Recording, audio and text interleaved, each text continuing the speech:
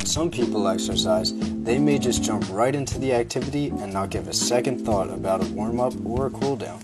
However, there are numerous benefits to performing a warm-up before exercise and a cool-down after. A warm-up is used to increase blood flow to the muscles going to be trained and decrease muscular stiffness. It is important to target the muscles that will be utilized the most.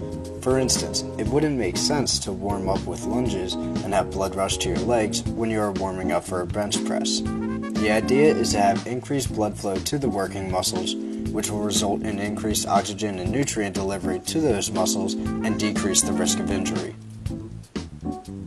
During a proper warm-up, the muscles are actually warmed up, as in the temperature in those muscles increases. This is beneficial because warm muscles will be able to contract with more force and relax quickly. This results in enhanced speed and strength. A warm-up also improves the muscle's elasticity, which decreases the risk of pulling said muscle. Risk of injury is decreased because a warm-up prepares a muscle for strenuous activity and helps prevent overstretching.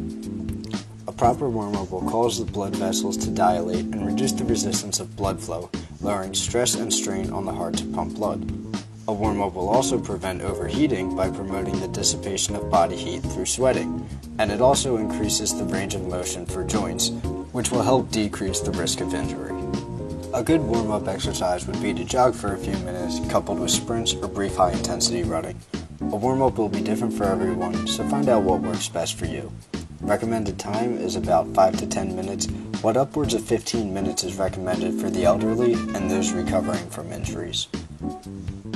A cool-down is just the opposite of a warm-up, but it's just as important.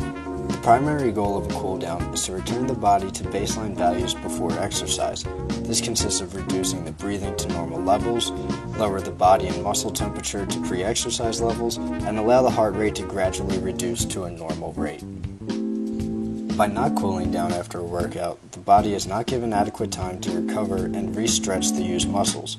Stretching after exercise will both lengthen and strengthen the muscles, which will help with recovery and better prepare the muscles for the next exercise bout. Cooling down helps to dissipate lactic acid away from the muscles where it has been concentrated due to exercise.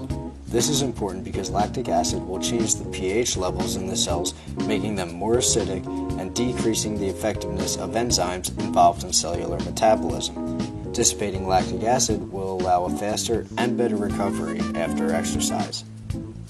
Blood pooling can occur after stopping exercise suddenly and not cooling down.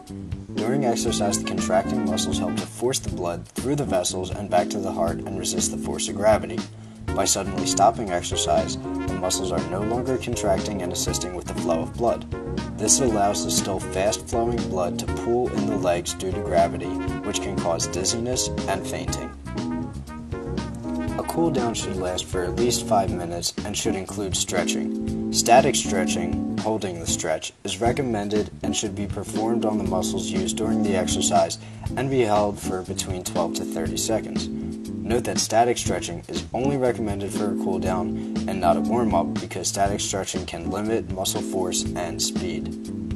If you don't usually warm up and cool down when you exercise, try it the next time you go to the gym and see if you can notice a difference.